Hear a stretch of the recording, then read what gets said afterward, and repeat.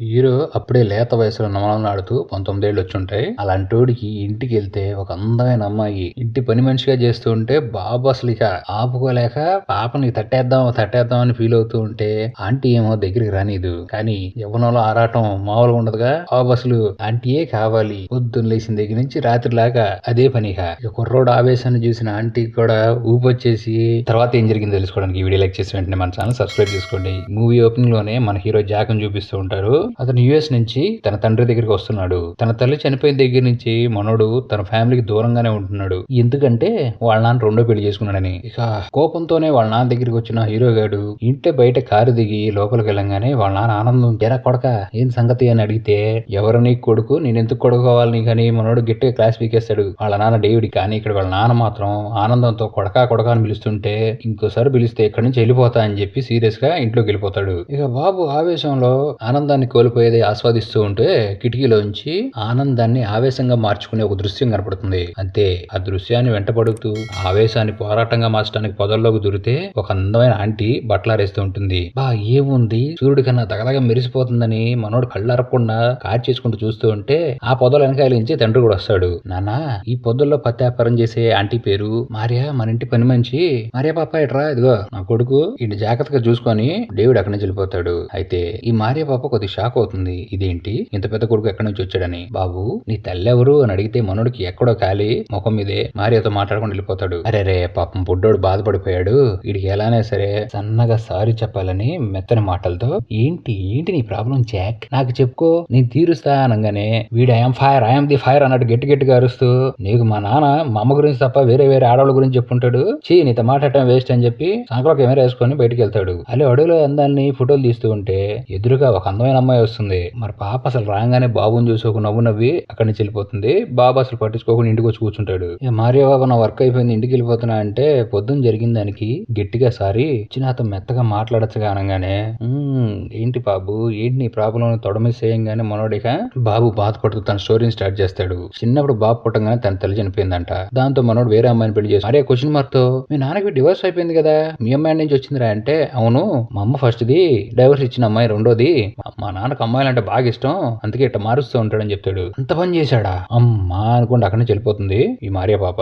Next day మళ్ళీ మనోడు తోక ఎత్తిన కాకి తోక తెంచిన కాకి కోతేసే కోతేయని పెట్ట అట్లా ఫోటోలు తీసుకుంటూ ఉంటే నేను నాకు అమ్మాయి తగిలింది కదా తగిలించుకోవడానికి వచ్చేసింది తన పేరు బెక్కీ అని ఒక్కసారి నువ్వు తట్టేస్తే కనుక నేను తట్టే చేసుకుంటా అంటే పాప నీ మీద నాకు ఇంట్రెస్ట్ ఏమీ లేదు అన్న టైంలో హీరోయిన్ అటు వెళ్తూ మనోడు ఒక స్మైల్ ఇచ్చి వెళ్తుంది. అంతే చాలా నా ఫిగర్ వచ్చేసింది అని జంపు అక్కడి నుంచి మనోడు ఇంటికి రాగానే హీరోయిన్ బుక్ చదువుకుంటూ ఉంటే మనోడు చుట్టు సందుల్లోంచి పాప తొడల్ని అందాలని ఫుల్ చేసి ఎంజాయ్ చేస్తూ ఈ పాప ఎటు తిరిగితే ఎటు తిరుగుతూ ఉంటాడు. వంటగదిలోంచి ఇంట్లో నుంచి బయటికి ఏం నానా ఏం చేస్తున్నావు అంటుకుంటా ఆంటీ అని ఆటను స్టార్ట్ చేశాను ఇప్పుడే ఏంటి మరి అంటించమంటావు అంటే ఏనానా సిటీ వ్యవహారాలు మొత్తం ఇక్కడ చూపిస్తున్నావు ఏం సెలవు సైలెంట్ గా ఉండు అంటంతో హీరో గడ కోపం వచ్చి బయట కూర్చుంటాడు. పాప హీరో బాబుని కూల్ చేసి అంటిద్దు కానీ ఎందుకు తొందర సరే నీ గురించి చెప్పు ఏంటి మీ నాన్న ఏం చేశాడు అది ఇది అని క్లారిటీ కనుక్కొని మీ నాన్నని క్షమించు నానా అని చెప్తుంది. సరే అదంతా వదిలేసి నీకు పిల్లలు ఉన్నారని అడిగితే హీరోయిన్ నాకు అసలు పెళ్లి అవ్వలేదని చెప్తుంది.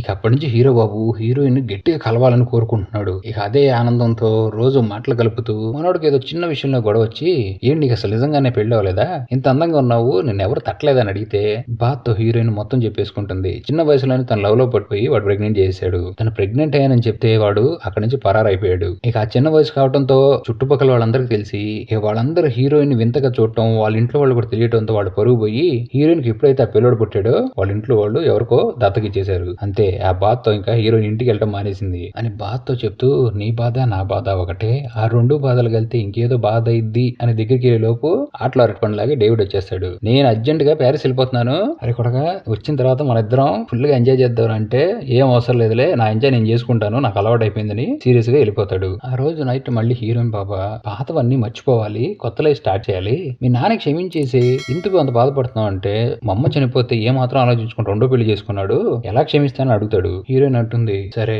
నువ్వు అన్నట్టుగానే నిన్ను మోసం చేశాడు మీ నాన్న మరి నిన్ను ఎప్పుడు ఎందుకు అంత ప్రేమగా ప్రాధాయపడుతున్నాడు మారిపోయాడు మీ నాన్న ఒక ఛాన్స్ ఇవ్వని ఇద్దరు కలిసి టీవీ స్టార్ట్ చేస్తే బాబు అంటే ఎప్పుడు రప్పరప్పలాడిద్దామని చూస్తున్నాడుగా ఒకనే కాలు మీద కాలు వేసుకుని ఉంటే తొడలు చూస్తూ ఉంటాడు. ఇంకేముంది ఆ తొడలు ఇచ్చిన ఊపుకి మంచం మీదకి వచ్చేసి మనోడు మారి అని ఫోటోలు తీసాడుగా ఆ ఫోటోలు చూస్తూ వాడు తొడల్లో చేతులు పెట్టుకొని తొడల రాపిడి అనే కార్యక్రమం కార్యక్రమాన్ని సాటిస్ఫైగా ఎండ్ చేసుకుంటాడు. ఆ నెక్స్ట్ హీరోయిన్ పని కోసం ఇంటికి వస్తూ ఉంటే ఎక్స్ బాయ్ ఫ్రెండ్ ఎవరైతే బిడ్డను వదిలేసి వెళ్ళిపోయాడు కదా, వాడు వస్తాడు హీరోయిన్ దగ్గరికి. వాడి పేరు జాకప్ అంట. వాడు ఏంటి మళ్ళీ ఫ్రెష్ గా విత్తనం వేద్దాం, నన్ను క్షమించేసి కానిద్దామంటే సిగ్గులేని ఎదవా, చేసిన లఫుడ్ పనికి ఏ మొహం పెట్టుకుని నా దగ్గరికి వస్తున్నావరా అని గెట్అవుట్ అంటుంది. ఇదంతా హీరో బాబు పక్కన దాక్కుని మరీ వింటున్నాడు. ఆనందపరిచే విషయం ఏంటంటే హీరో కూడా బర్త్డే. హీరోయిన్ బాబు హ్యాపీ బర్త్డే చెప్పి హ్యాపీగా ఉండంటే గిఫ్ట్ ఏది మరి, నువ్వు హ్యాపీగా ఉండాలంటే అంటే ఏ గిఫ్ట్ కావాలి నీకు అని అడుగుతుంది. నేను ఏది అడిగినా సరే నువ్వు పోవాల్సిందే అని ఒక ఛాన్స్ నేనేంటో నిరూపించేసుకుంటా అంటాడు. ఏంటన్నా పిల్లాశలు కూడా చూపిస్తున్నావు అట్టంటే కుదరవంటే,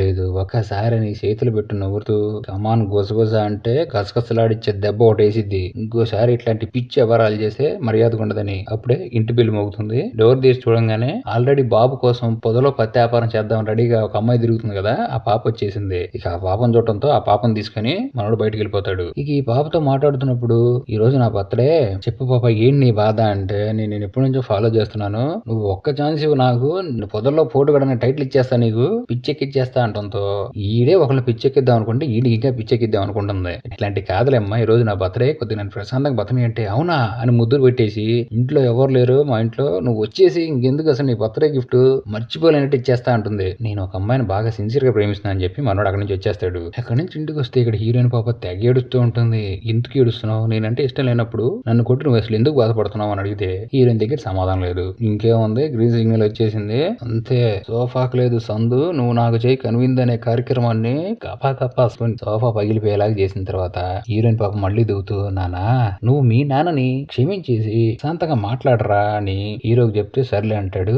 ఇక మంచి ఊపులో ఎనర్జీ అయిపోయిందని బాబాకి బత్తాయి రసం పిండుతూ ఉంటే హీరో బాబు మళ్ళీ పిండుదాం అనుకుని పాపను పట్టుకున్న టైంలో కరెక్ట్ టైమింగ్ వచ్చేస్తున్నాడు. ఇలాన ఆటలో అట్టుపండి మళ్ళీ వచ్చేస్తుంది అనమాట. జాక్ నీ బర్త్డే కదరా, సాయంత్రం డిన్నర్కి వెళ్ళిపోదాం, వచ్చేసి ఈ మారే పాప నువ్వు కూడా వచ్చేసే మాతో పాటు మంచిగా టైం స్పెండ్ చేయటంతో మీ ఇద్దరి మధ్యలో నీ ఎందుకండి అంటంతో హీరో గడు కూడా మండి నేను రానని చెప్పి రూమ్ లోకి వెళ్ళిపోతాడు. పాపం నానేమో చాలా దిగాలు పడుతూ ఉంటే హీరోయిన్ బాబు దగ్గరికి వచ్చి, నువ్వు నాకు మాట ఇచ్చావు నువ్వు మా నాన్నతో వెళ్తానని, నువ్వు వెళ్లాల్సిందే అని ముద్దుల మీద ముద్దులు పెట్టేసి నీకు ఒక సర్ప్రైజ్ ఇస్తున్నాను, నువ్వు కనుక మీ నాన్నతో బయటికి వెళ్తే నెక్స్ట్ డే మొత్తం తాళం వేసిన గదిలో తెల్లారులో తట్టేసుకుందాం అని చెప్పడంతో బాబుకి అసలు మామూలుగా ఎగ్జైట్మెంట్ తో అలా అంతా కలిసి డిన్నర్కి వెళ్ళిపోతాడు. ఇక్కడ ఇద్దరిగా ఓపెన్ గా మాట్లాడుకుంటారు. నువ్వు నా మీద ఎంత కోపం తెచ్చుకుంటున్నావురా, నేను రెండో పెళ్లి చేసుకుని నీ తల్లిగా తీసుకురావడానికి, అదేమో నా తల మీదకి కూర్చొని విడాకులు తీసుకొని వెళ్ళిపోయింది, నాకు నువ్వన్నా మీ అమ్మన్నా చాలా ఇష్టం, నన్ను అర్థం చేసుకున్నానా అంటే ఇక ఇద్దరు బాగా అండర్స్టాండింగ్ చేసుకుంటారు. ఇక వాళ్ళ నాన్న అడుగుతూ ఉంటాడు, మొత్తం మర్చిపోయి నాతో పాటు ఉండరా అంటే, లేదులే నేను ఒక్కడే బతకడం అలవాటు చేసుకున్నాను,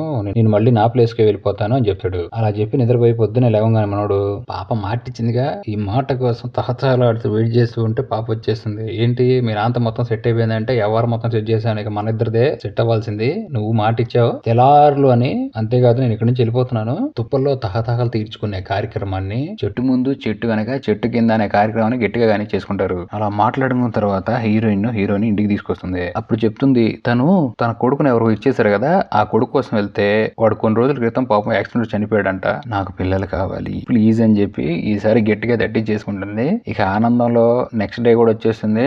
బాబుకి నా వేలుతో నీకు తీయని ముద్దని తహతహలాడిస్తూ లాస్ట్ గా ఒకసారి ఆవేశంతో కూడిన ఆనందాన్ని లాస్ట్ గా ఒక్కసారిని తీర్చేసుకుని బాబు బయటకు వచ్చేసి వాళ్ళ నాన్నకు కూడా ఆనందంతా బాయ్ చెప్పడంతో హీరోయిన్ ఏమో వాళ్ళ అమ్మ దగ్గరికి వెళ్తుంది. వెళ్ళి తన ప్రెగ్నెంట్ అని చెప్తుంది. ఈ ప్రెగ్నెంట్ కారణం ఇంకెవరు అర్థమైపోయిందిగా, అంతే.